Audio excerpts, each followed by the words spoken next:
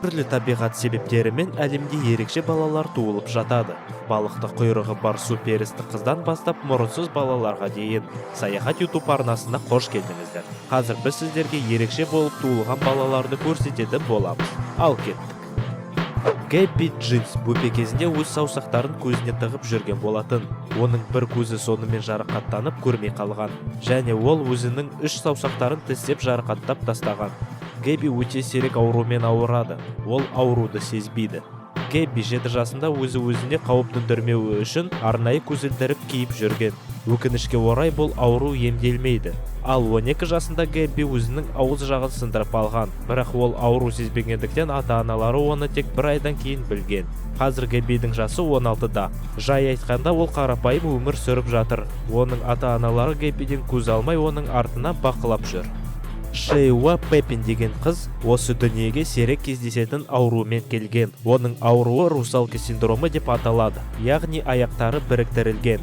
Ол 99 жылы ақшта дүниеге келген. Оның ауруы сирек болғаны емес, ал өлімге жақын болғаны жаман.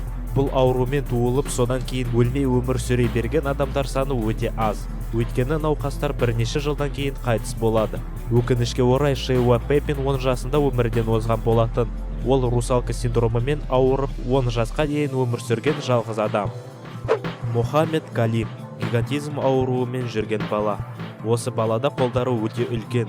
Оның қолдары ай сайын үлкейіп өсе бергені соншама оның әрбір қолының салмағы 8 килограммға дейін жеткен. Ол өз саусақтарын жылжыта алмайды. Осыған орай оның өмірі ыңғайсыз болған. Жай ғана күнделікті жасап жүрген заттарды жасай алмайды. Мысалы, тамақ ішу. 2014 жылы оның қолына бірнеше операциялар жасаған. Содан кейін оның қолдары кішкенеге кішірейген. Енді ол мектепке барайын деп жатыр. Ол басқа балаларды қорқытады деп үкімет Мохаммедке мектепке баруға тыйым салған болатын. Тесса Эванс. Ол кез келген сәби сияқты билеуді, ойнауды, күлуді жақсы көреді.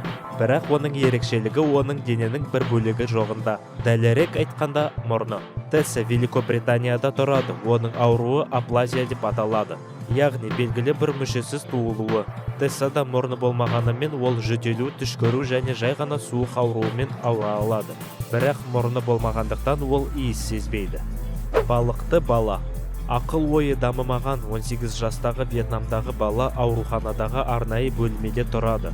Ол ихтиоз деген ауруымен ауырады. Оның бөлмесі өте салқын, өйткені ол жылы жерде өмір сүре алмайды. Және тері кеуіп қалмас үшін ол күн сайын бірнеше рет суға түседі. Оның ауруханада тұруын Бренда есімді Великобританиядағы 78 жастағы әже қамтамасыз етіп жатыр. Осы бала туралы 2012 жылы бөлек фильм түсірілген болатын. Егер сізге осы видео ұнаған болса, міндетті түрде лайк басып, біздің арнамызға жазылып қолдау көрсетіңіз.